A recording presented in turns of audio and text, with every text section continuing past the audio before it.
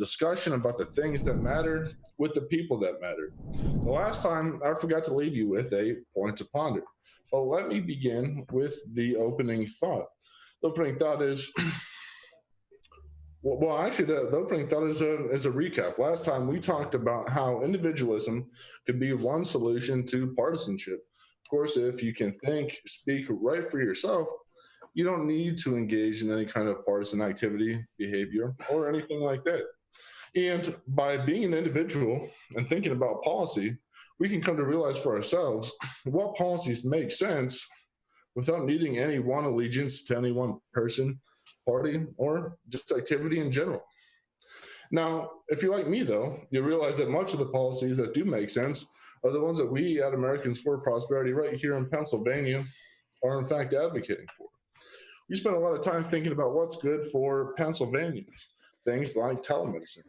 We need you to sign our petition below, like always, to support telemedicine. We need all of your help in making sure that telemedicine can get to the governor's desk and finally cross the finish line. So we need you to be a hero and help save lives by signing our petition below for telemedicine, forwarding that to friends and family who also support telemedicine. And that way we can help live in a freer, perhaps even less partisan Pennsylvania. Now, last time we also talked about things that would also help mitigate partisanship's effects, like having a family. If you have a family, quite obviously, you're not going to have the time, energy, or efforts to be partisan.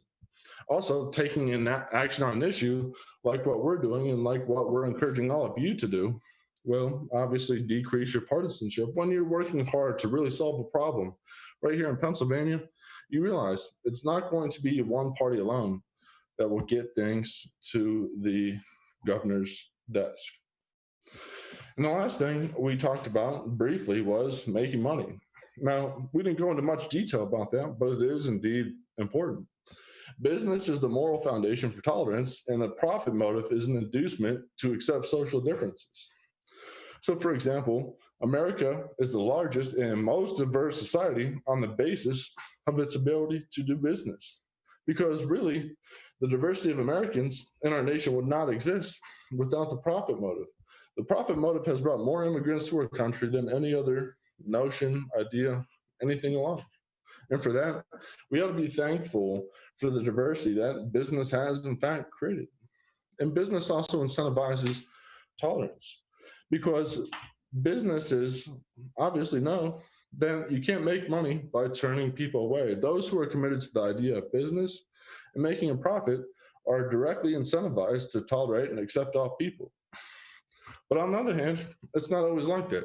Businesses can obviously engage in crony capitalism.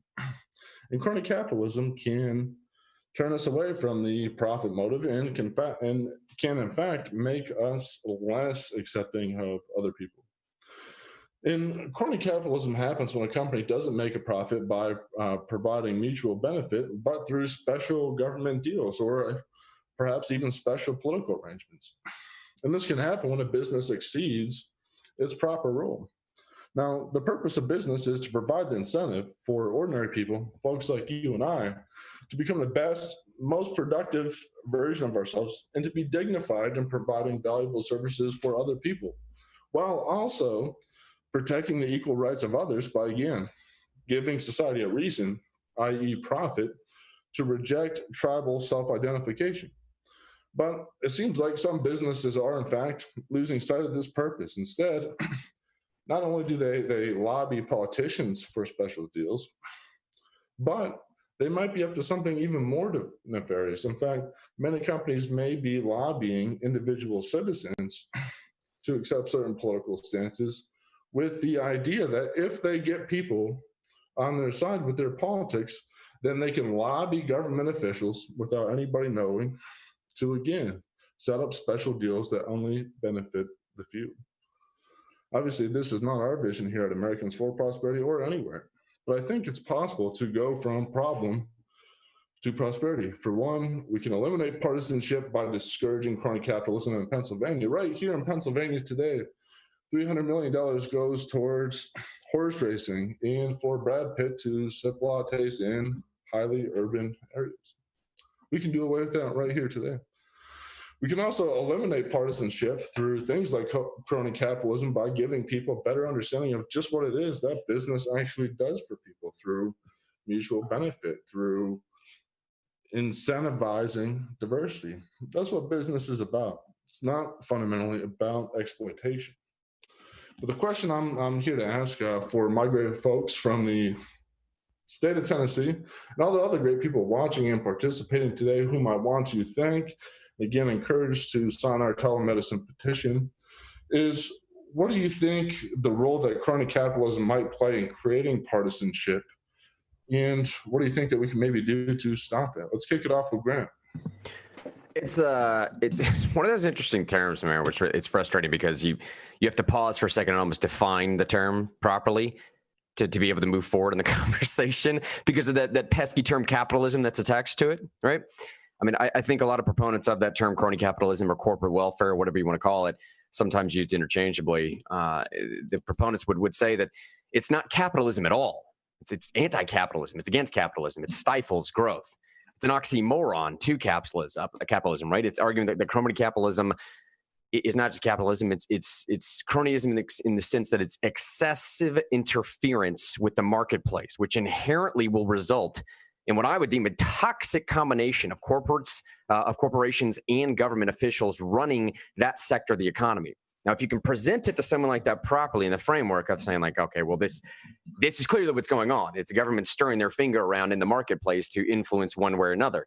And what ends up happening here, as you just said, is that entrepreneurship is stifled, right? Innovative practices, which usually tend to seek, to reward risk as a free market would go, those are stifled as well, where the value is added little by essentially just being able to get in good with particular politicians. There's hardly anything of significance that ends up being created at all out of a sense of crony capitalism. There's no competition in that side. So to answer your question a little bit more, you said, how does that tend to add towards the sense of partisanship? In Tennessee, the main problem, actually our great friends here at the Beacon Center in Tennessee, I'm sure you guys have a similar problem up there, or not problem, but a partnership up there with the Beacon Center. The main problem we have in Tennessee is explaining that term primarily to our Republican base, because it's seen by our Republican legislators as job creating bills. Mm-hmm. That's how it's termed, right? The mere assumption is basically that if you release an argument that the tax incentives create jobs, that if you're against tax incentive for certain businesses, then you're anti-business. I'm telling you, man, we're not here because I don't want to take up the entirety of the show, but dude, I have a plethora of examples of over $3 billion worth of incentives given to particular businesses over the last 10 years in Tennessee alone. It's a major, major problem for us here because it's jobs bills. It's jobs. It's not messing around with the free market, Zig. It's jobs bills. That's what it is. Yeah, no, and that's well, there's actually a number of points within that point. For one, when you have crony capitalism, that money then could be used to provide other services is crowded out or lost to prop up businesses that stop other businesses from entering into the marketplace. And then again, like you mentioned, you have folks saying, well, that's job creation, that's job growth, that's a great thing. And so, yeah, that's certainly one of the many assets of the problem. David, what do you think or about crony capitalism and how it adds to partisanship?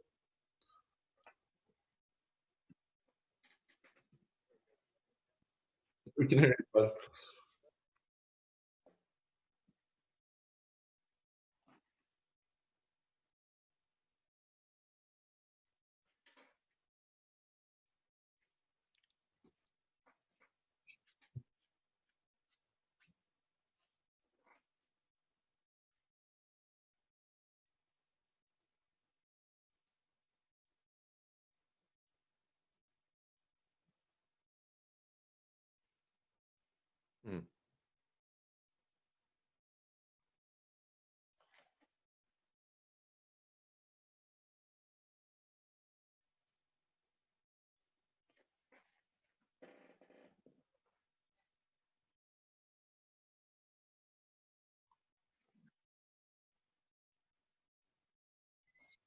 that's right. That's right.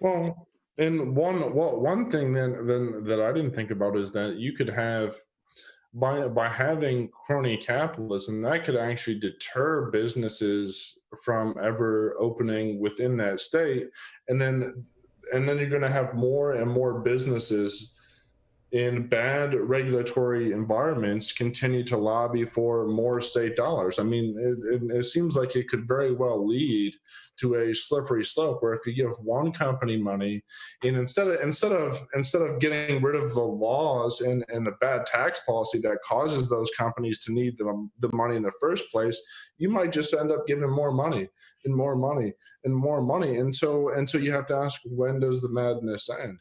Does it end when our money is inflated? Does it end when your dollar is worth less because politicians keep printing and spending more of your money? Where does it end? I mean, certainly things cannot go down the cronyism path, and especially here in Pennsylvania, instead of giving these companies $300 million, we could lower the corporate tax rate right now. It's at 9.99%. That would bring other businesses in, corporations, but those other corporations would help other businesses survive and thrive, and we wouldn't lose population. But instead, crony capitalism seems to be part of this bigger snowball that goes on through regulation and taxpayer giveaways. And I think that's problematic. Grant, what are your thoughts? Yeah, man. I'll tell you, in Tennessee, I have some numbers here just to give sort of real life examples, at least in our state, to exactly what you're talking about. So in 2016, the IKEA furniture store opened in Memphis, Tennessee here after being given $9.5 million in tax benefits by local government. All right.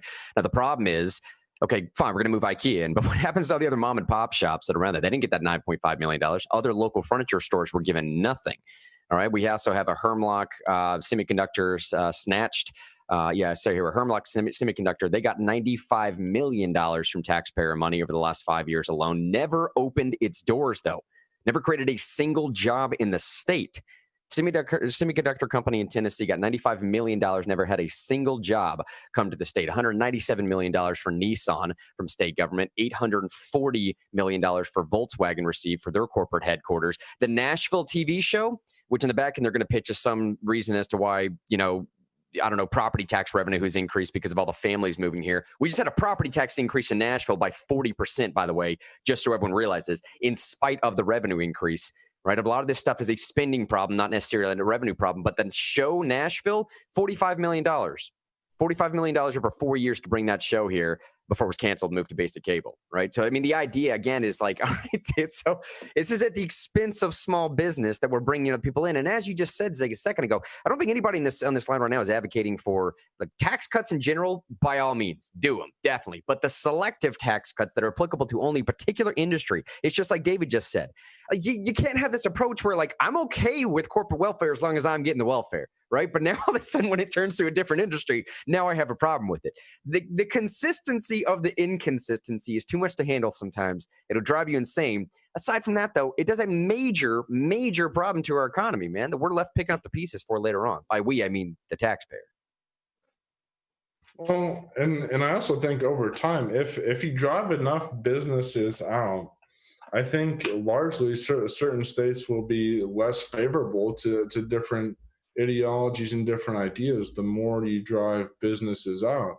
And so, if that's the case, then by definition, you're going to have more partisanship because you're not going to have checks and balances. Actually, with crony capitalism, insofar as it hurts other businesses, it also hurts potential advocates for sound and sensible policy that would benefit other people. So it's much more than just the business element. The folks in business has, as we've probably seen here in Pennsylvania with what's going on with our recovery situation. If we wouldn't have had so many businesses, we wouldn't have had so much pushback, and we potentially could have stayed closed for even longer, with more people turning to government for a solution. So in the meantime, I just want to go ahead and open it up to folks in our audience. I know we have Todd, Josh, Chris, Andy. I was just wondering if anybody wants to hop in, give their 2 cents on how crony capitalism is creating partisanship.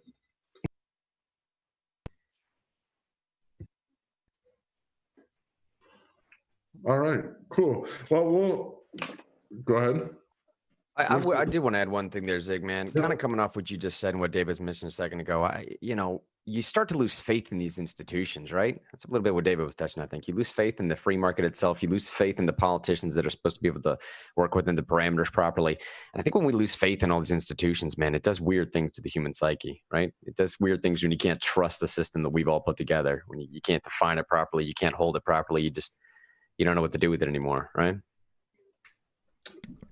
Go ahead, David. Well, I was just going to say, too, obviously me and Grant can run down in our local communities. We've been keeping track of this for almost a decade. I could tell you about the several $1 million that my own local community gave a local Walmart. Said they weren't going to have to pay taxes for 30 years, and that Walmart only stayed in business for 2. Everyone told them it was a bad place to put a Walmart, and the only way they could do it is if they got told they didn't have to pay sales taxes for 30 years. And what she ended up doing was ruining that property for anybody else who wanted to do something different, because they built up this Walmart that no one's going to use, and it's not a good place for that store. But that's a good example of the distortion in the market, and we can do anecdotal examples of those things all day, and how it distorts the market as you and I normally interface with it. But when you bring in that idea is how does it affect partisanship, it gets a lot more serious, because I'm not really feeling the effects of the wasted property of that Walmart. You know what I mean? I can kind of live without that.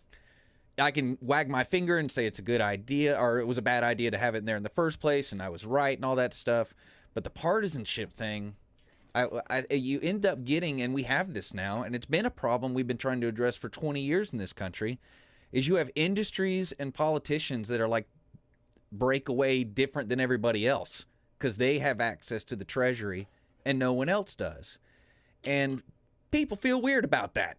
I think a lot of the things that people feel like are even problems now are emblematic of that particular distortion, Yeah, the one point that I just wanted to pop in and mention real quick that Grant made was that it destroys trust. Trust.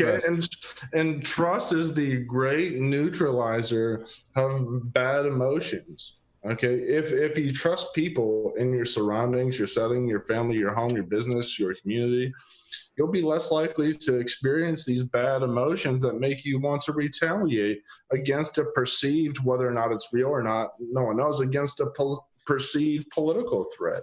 The lack of trust is causing partisanship, and crony capitalism is one direct means to erode trust. But I see my friend Todd here is in the chat on video. I just wanted to know, Todd, you have anything you want to talk about? Yes. All right, cool. Just one thing I'll mention. I bounced this off some of my local legislators, is a concept that I call deemed agency, where any private entity that chooses to accept government grants, subsidized loans, or special tax breaks would be designated as a deemed agent of the state, subject to all of the state's Sunshine Act and Right to Know laws, where anybody could dig into their books. They would have not just on what they took the money for, but they would then become an agent of the state, and anybody could dig into anything through Right to Know. Because it's a little thing, but I think maybe some of these entities would think twice about taking the money in the first place. Well, and I think that's a good consideration to some degree. I personally not, and this is nobody's opinion but my own right here, is that I think universities, even private universities, which in essence receive public funds, how you can be private and accept public funds is beyond me. But I think that they should be subject to similar scrutiny. I think personally, again, this is no one's position but mine, but I think then that to some degree makes a lot of sense. That would help, as you mentioned, restore transparency, because the lack of transparency is what causes partisanship. The erosion of trust causes partisanship, and I think people ought to acknowledge that if you want a fair, if you want a fair and equal society, you can't give out special deals to companies. So yeah, that's 1,000% valid. I know. Yeah, that's a great point. And So something needs to be done, man, because states are left with trying to, figure out how to get these clawback provisions figured out and pushed in there if they don't receive this certain number of allocated jobs that are supposed to come to that state, or there's a certain amount of economy that's supposed to come back to the state or something. I mean, I completely hear what you're saying, Todd. Well, and the secret there, the weird backdoor rub from the government when you start creeping in with your money into places is they can start exerting authority in places they have none. So like all the way around the cronyism, even if you try to come up with backstops for it, that creates different kinds of perverse incentives that can be acted upon and leveraged upon by the state in the future in improper ways that the role of government should not be using. You know, because I'm sure there are industries that do have to report more because they use federal or state dollars, but they also get told what to do, and the state ends up being the thing that drives innovation with their dollars and their regulations and maybe even their advisements or their threats if the money goes away, and that creates perverse incentives all over again. And Zig, can I ask you too, a problem we have in Tennessee here, man? And I'd love to get Todd's take on this also, if it's the same up there in y'all's state. We have a major problem with associating an argumentation towards a particular politician. In particular here, Alexandria Cortez, right? Okay, so she was the one that didn't want Amazon in her district because it was going to cost her constituents a certain amount of taxpayer dollars. So now, if you start saying, "Hey, I don't want to take corporate welfare because it's going to cost my people money," AOC, get out of here. I can't. In the sense of the theme for tonight, man, it's like it's a sense of partisanship. It's a very odd one to come up, but it happens all the time in this state.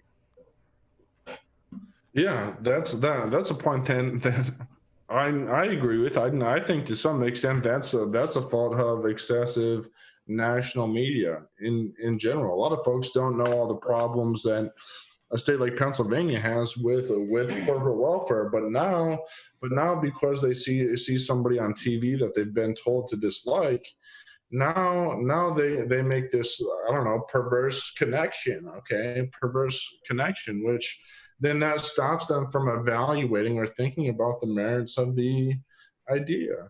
And perhaps there were some aspects that a politician was right about. A special deal for a company would ostensibly hurt workers, especially if those are not organically homegrown jobs. Those jobs do not come there, which means just as easily as they can come in, they can go out. So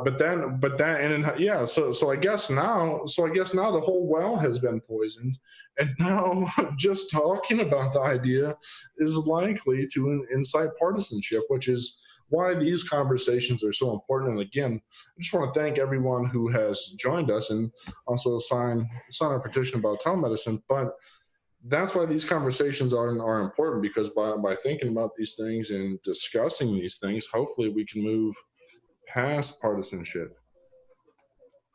Hello, Zig. Mm-hmm. Where do you go with the argument that, because I hear this all the time, that we have to offer something to this corporation to come to our state, because if we don't, the next state over, they're going to outbid us, and then they're going to get the corporation, and they're going to get all the jobs that go with it, and so forth and so on. So it's we have to do it, because if we don't, the next state over is off dangling these favors, and it puts us into the position where we can't afford not to. Yeah, and that's a valid point, but people ought to think about what our next states over are. Okay, our next states over are the state of New York and the state of New Jersey. Okay, which I don't know if anybody knows anything about the regulatory environments of those places, but you're not seeing positive population growth. You're probably not seeing a whole lot of income growth there. So if those states want to offer more, hey, by all means, let them do it, because they'll probably do that and their residents will come to Pennsylvania. Let them do it. Okay, so no, that's actually not true. Let these other places do it and have businesses flee to Pennsylvania. wouldn't that be the superior strategy? Go ahead. Yeah, and my argument on that is that a low tax and low regulatory environment should be enough.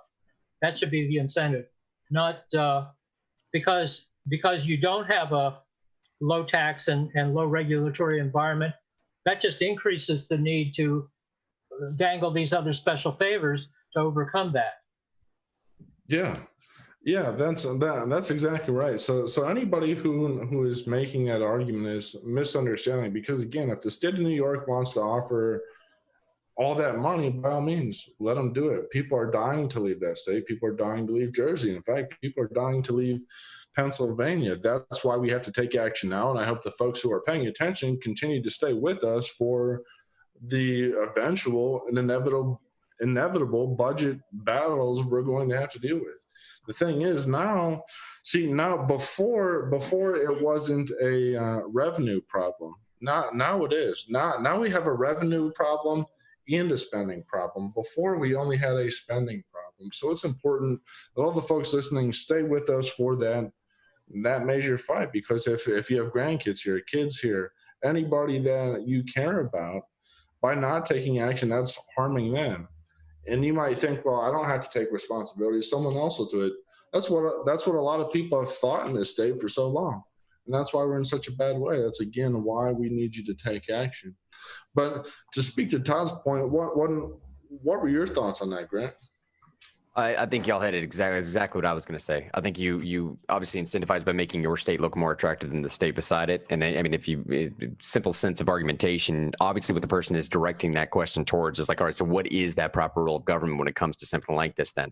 And I would say address, especially if it's a conservative, a fiscal conservative, and even if it's someone on the other side, there are social critiques to this as well, or rather socialist critiques to this as well. So I think if you're dealing with a capitalist or socialist, there are critiques on each side. The odd thing about welfare, corporate welfare in particular, it should be a uniting factor across all political spectrums. It should be, in the sense that nobody is really for it except those that are getting the handouts, right? So the overwhelming majority of the time, I think you could find someone to find some sense of commonality. But the idea being, address them where they're at, especially if it's a fiscal conservative, and say what you really believe in is limited government.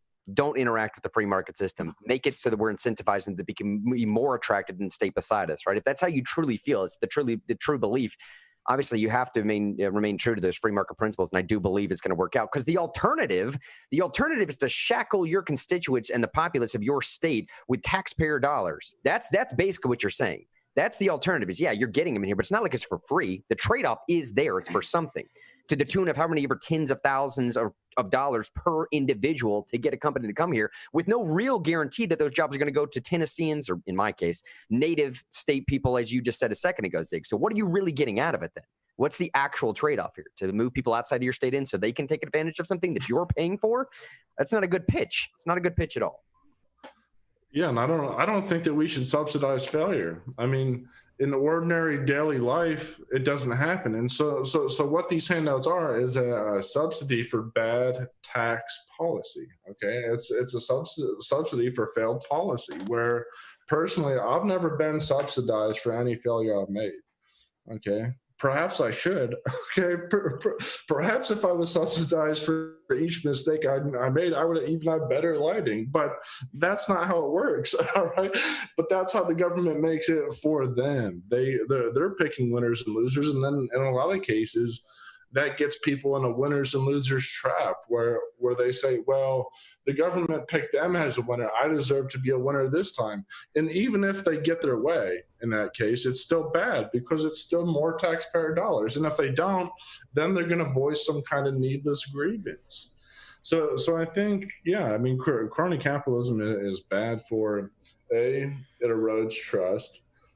B, it causes businesses, which are a check on the government, has them flee. And go ahead. Sorry, you were going through that list, man. One thing I did want to add to that, it creates a terrible product at the end of the day, as far as I'm concerned. If you are stifling innovation, because really the only way to progress in a system like this is to get in with a politician, that's not innovating a better product. It's just knowing a person. If you just know a guy who knows a guy, that's not a good product, man. You're gaming the system. If we want better products for everybody involved, then that's not the way to do it, right? It stifles innovation. I was just going to say too, in response to Mr. Todd, when he asked that question, if you're just joining, anybody's just joining us, about like, what do you say to people that if you're the guy trying to stop the jobs bill or the jobs from coming because we have to offer these billions of dollars to these big companies?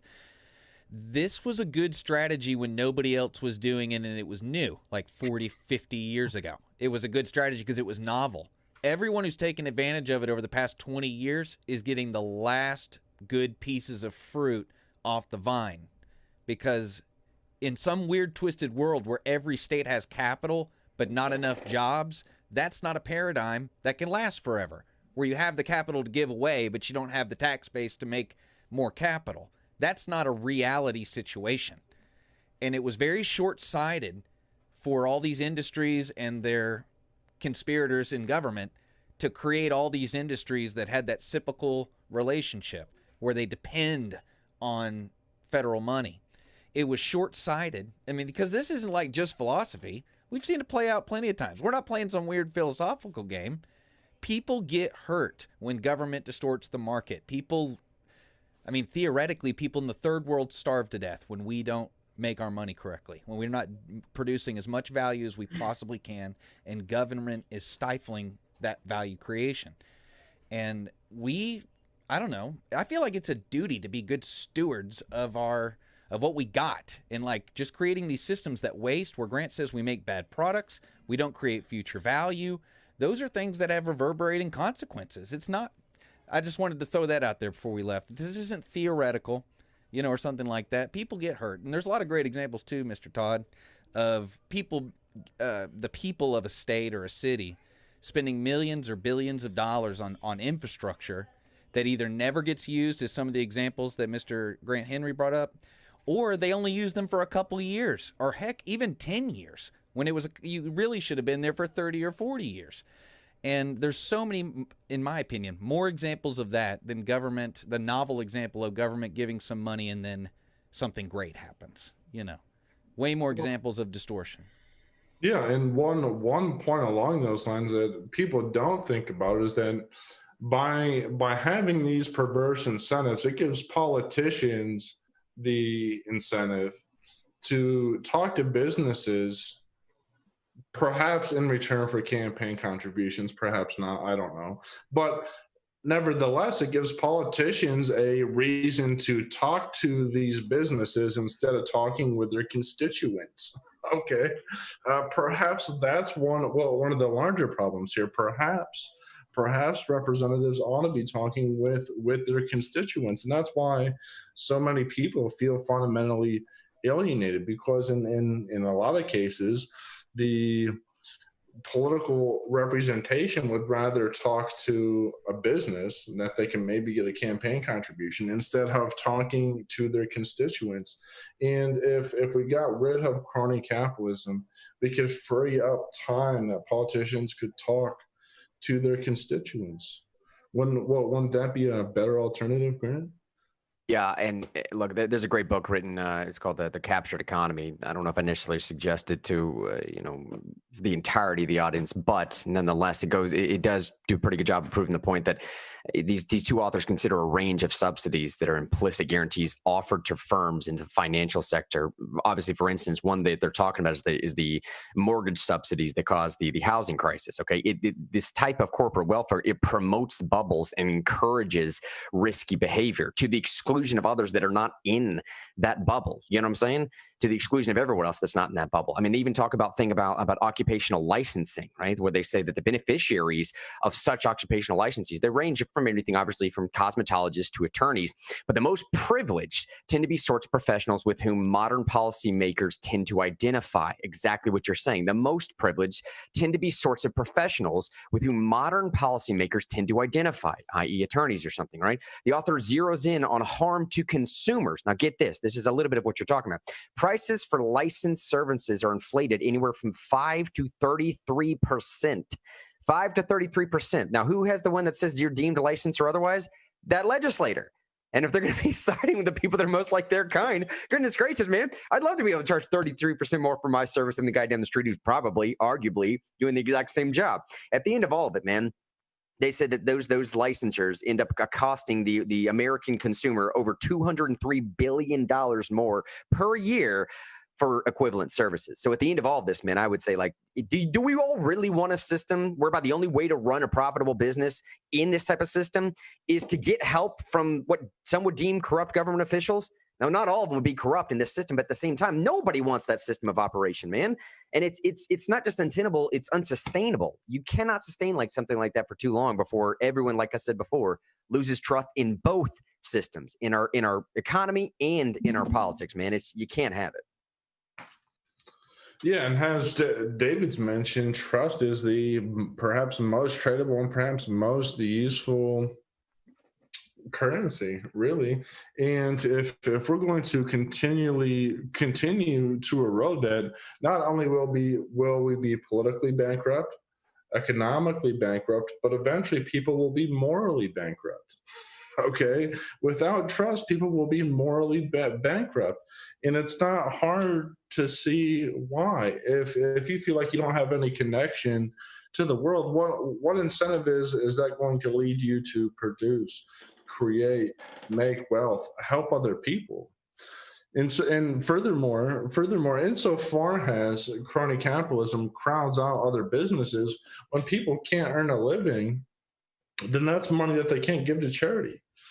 Okay, and charities themselves can be a mitigating cause of partisanship, or pardon me, a mitigating force against partisanship. I think that's one thing that people really ought to recognize is the importance of charities. But unfortunately, you can't give to charity if you don't have anything to give.